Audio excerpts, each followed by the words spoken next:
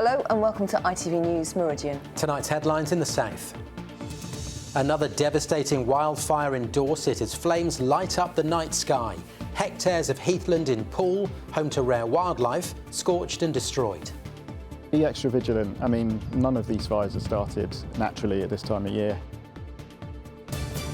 A 19-year-old from Brighton appears in court charged with murdering his father, a church deacon, and trying to kill a woman and a child. Also tonight, warm weather, blue skies, the latest forecast where you are, and... Tell me what you hate about maps. Is it really boring from the front to the back? Examples just whack in a language you don't understand. The rapping dads from Worthing trying to subtract the fear from maths.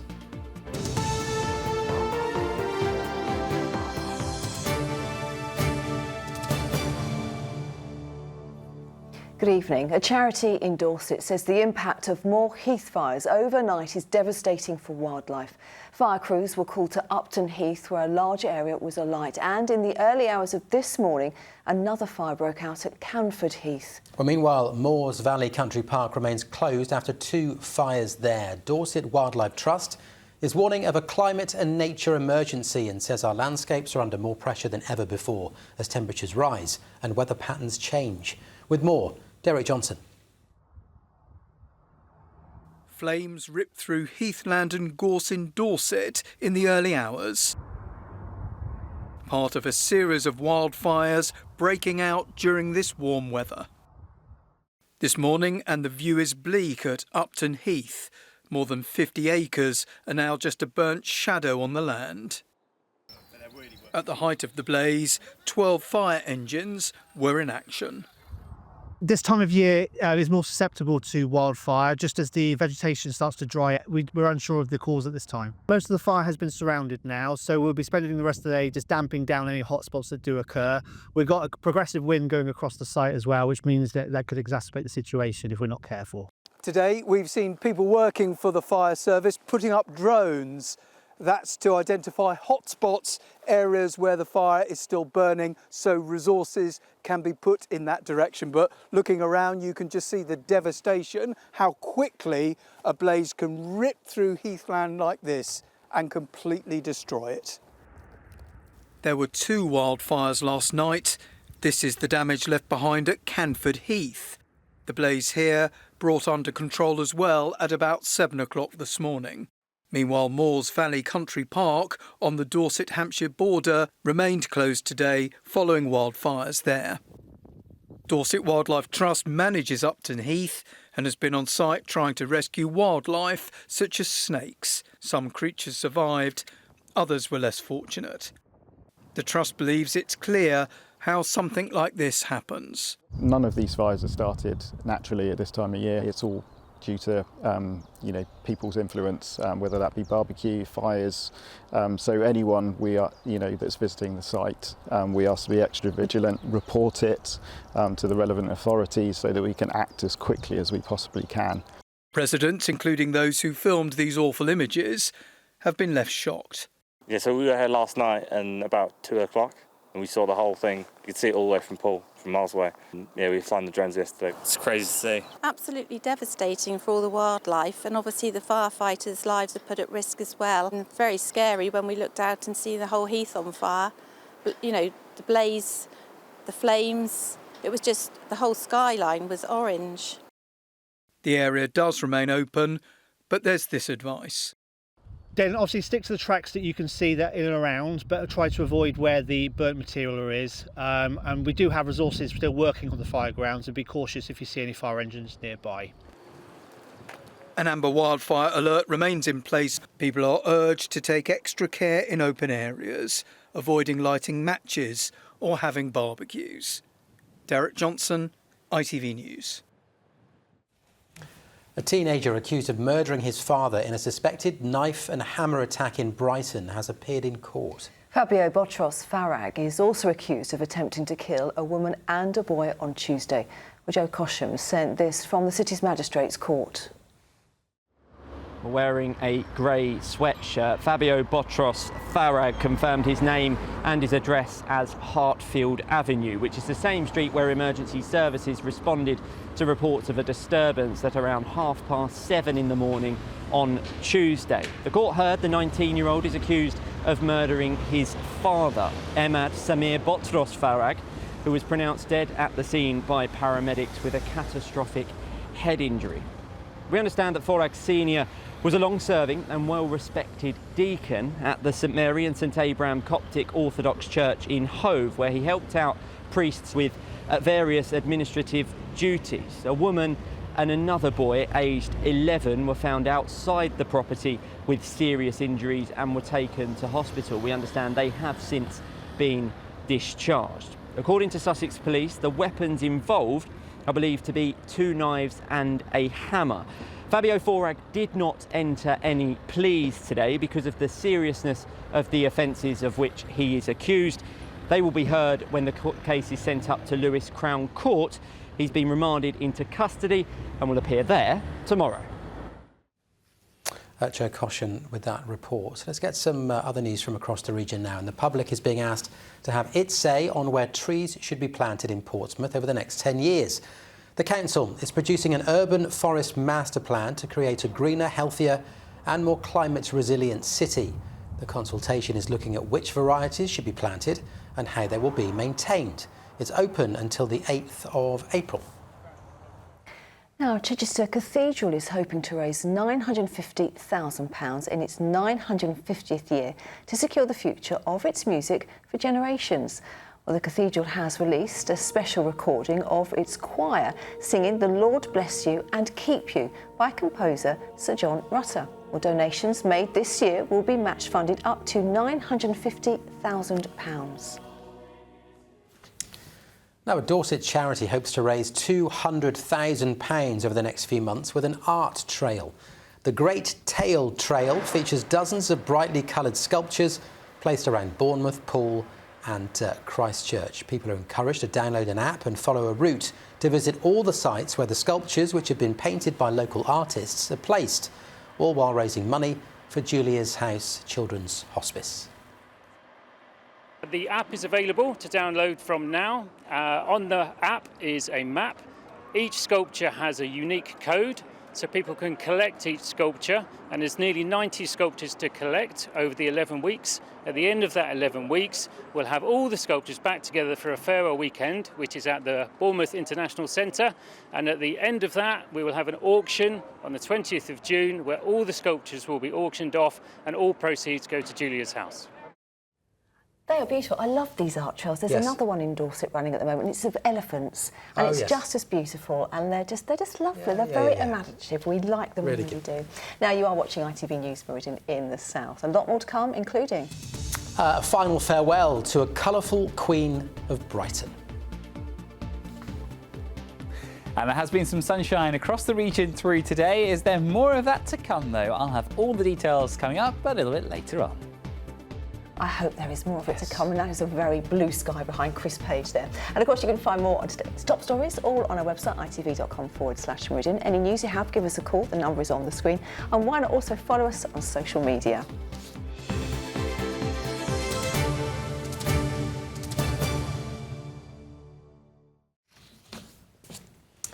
Now, tributes have been paid to one of the UK's oldest drag artists whose funeral has taken place in Brighton. David Raven, who was known to audiences as Maisie Trolette, died at the age of 91 last month. Well, Maisie rose to fame in the 1960s, entertaining audiences for decades. Tom Savidis has her story. One final journey past many of the bars and clubs he used to perform in. The funeral procession of David Raven, known as drag artist Maisie Trolette, makes its way up St James's Street in Brighton. David passed away last month at the age of 91 after a long and colourful life and career.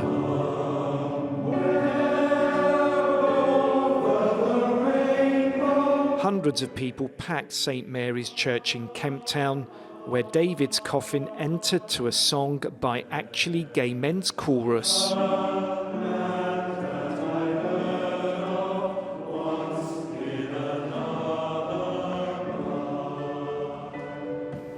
come here today to remember before God our brother David, to give thanks for his life.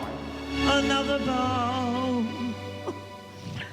David was performing on stage up until 2 years before his death. Sang another song. It's believed he was the UK's oldest drag artist. This isn't an American dress, you know. Yes, I can tell. I think he's going to remain in my heart forever as an imp, and I will miss him. I've never seen such love and respect for an artist in my lifetime.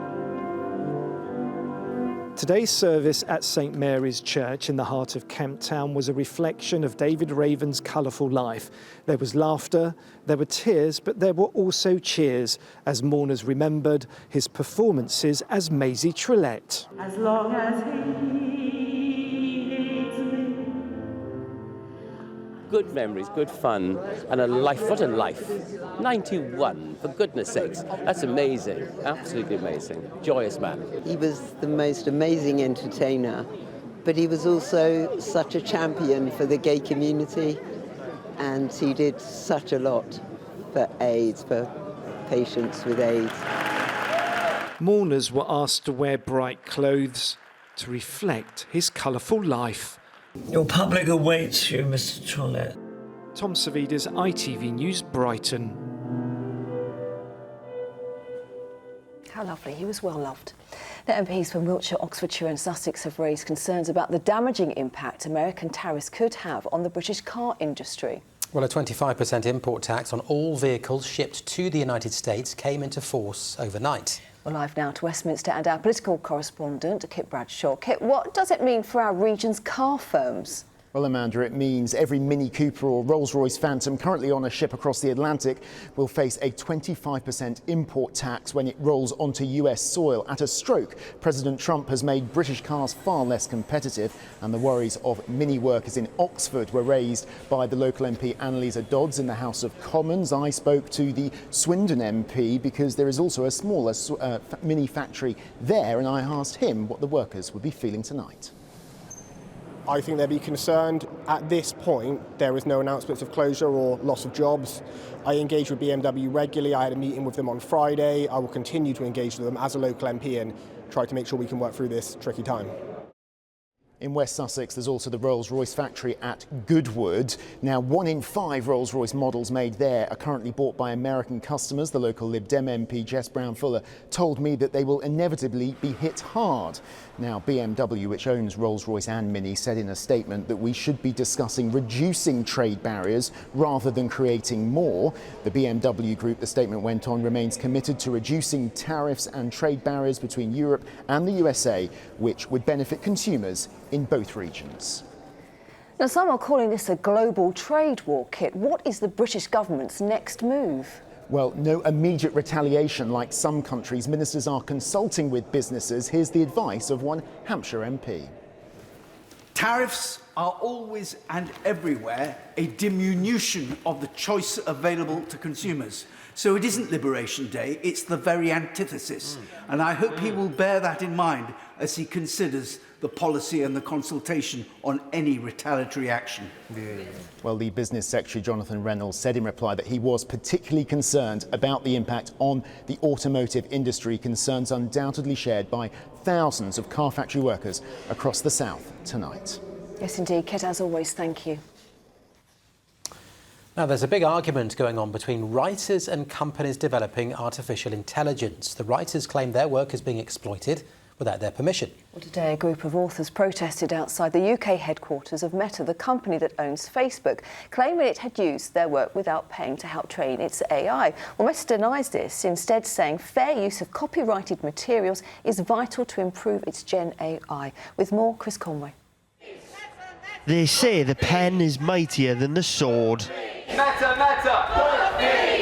But these authors have stepped away from writing to protest today, in the hope of bringing to an end a chapter that could be straight out of a science fiction novel. The very data they're using, taking from us, they will have AI then generate novels that will then put us out of business. The group claims that Meta, which owns Facebook, Instagram and WhatsApp, has used copyrighted books from an online database to train its artificial intelligence program without paying the authors for the privilege. I used to think that that what I did in my brain was unique, and now I'm being told actually we're just going to take what was in your brain and create some Tracy Chevalier-like novels, and we won't have to, we can bypass you. So I will probably be out of a job, and I'm very worried about that. The authors protesting here today say this is their David and Goliath moment. Individual writers coming together to battle big tech. And they say they're not alone, with authors from across the country standing with them in solidarity. Abby Longstaff is a children's author from Brighton. It's a huge issue for authors because we don't earn very much. So if you take away one of the avenues of us making our living, we're really going to struggle. And I know a lot of author friends who've had to give up or get other jobs, and we're going to lose creative people if we don't back them. Experts in AI have pointed out that the technology has the potential to benefit all humankind, but to do so it needs access to books to help it learn. If we harness the power of AI for good, the good side, for example, improving the diagnosis of healthcare, help the education, it also can help us discover new solutions and scientific thoughts, ideas. However, the Society of Authors disagrees and is calling on the government to hold tech companies to account. We need government to absolutely enforce the copyright laws which are already in place. Various organisations across the industry have facilities in order for authors to get paid, in order for this work to be recognised. All those mechanisms are in place. The copyright law is in place, and we need government to enforce that. The authors gathered outside Meta today say they're fighting to protect an industry built by the creativity of individuals, something they insist artificial intelligence will never truly understand. Chris Conway, ITV News.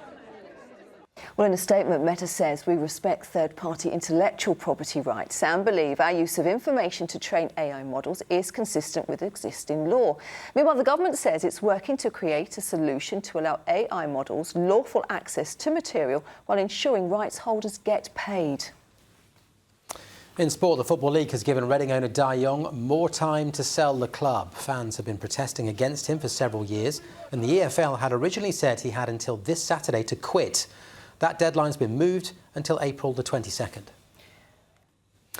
Now, it's a subject many children struggle with at school, but there's no doubt that mastering maths is an important life skill. Well, campaigners in Sussex have come up with a rather unusual way of inspiring students, as Malcolm Shaw reports.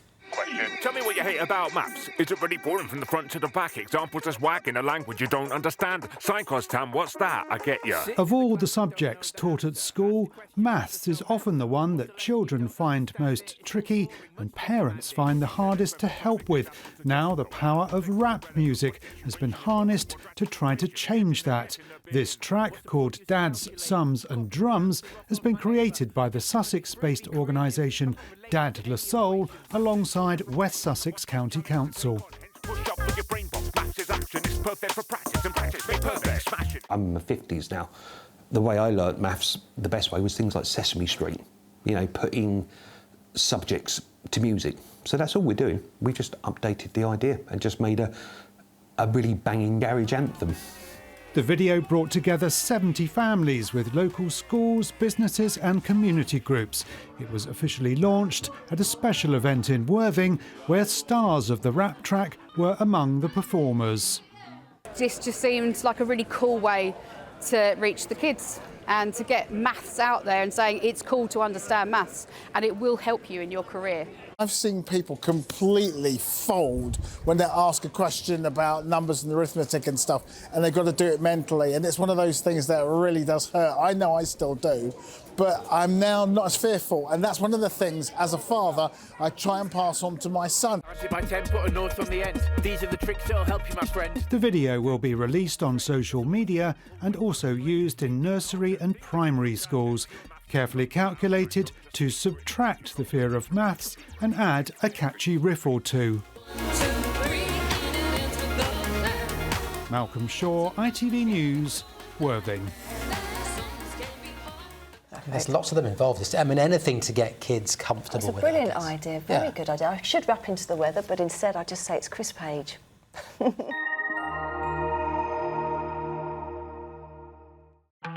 Today's forecast: seafood and sugar cube towns. TUI sponsors ITV Meridian weather. Hello there. Very good evening to you. Yes, quite a bit of sunshine to start with this morning. Into this afternoon, there's been a little bit more cloud, and the rain is just flirting with us across the western side of the patch as we go into this evening and overnight. It's fairly light and patchy for most of us. There could be the odd heavy burst here and there for the likes of Dorset, but elsewhere you'll notice higher clouds spilling in as we move through the night, and that just helps to keep temperatures up around about the 11 to 12 degrees Celsius mark. We start first thing tomorrow then. Yes, we've still got that cloud, some light showery rain, but things tending to fizzle out, the cloud eventually melting away to reveal more of that sunshine as we move into the afternoon. Still rather a brisk wind blowing along the south coast, which will make it feel rather chilly here, but otherwise inland tomorrow, temperatures around 21 to 22 degrees Celsius. Some places may even get close to 23 degrees. Well, and if it's the fine, dry and settled weather you're here to enjoy, well, there's more of that to come as we move through the weekend and into next week. We will just start to see something a little bit chillier for a wee while as we go into next week, but there's plenty of fine, dry and sunny weather up for grabs over the coming few days, with no more rain in sight for now. Take care. TUI sponsors ITV Meridian weather. And on that positive note, that is it from us for this evening. In a moment, the ITV Evening News with Charlene White. Have a lovely evening. We'll see you again tomorrow. Bye-bye. Bye-bye.